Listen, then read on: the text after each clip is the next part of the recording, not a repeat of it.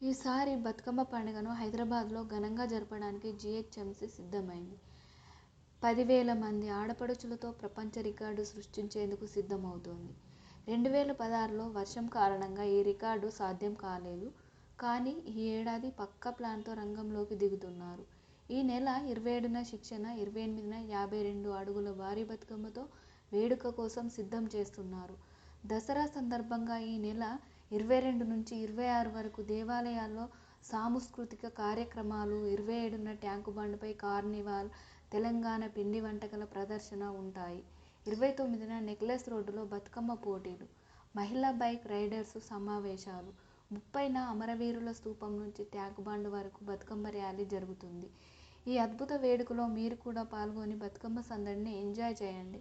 ఈ వీడియో మీకు నచ్చితే లైక్ చేసి షేర్ చేయండి. మరిన్ని ఆసక్తికర వీడియోల కోసం మా ఛానల్ సబ్స్క్రైబ్ చేయండి. థ్యాంక్స్.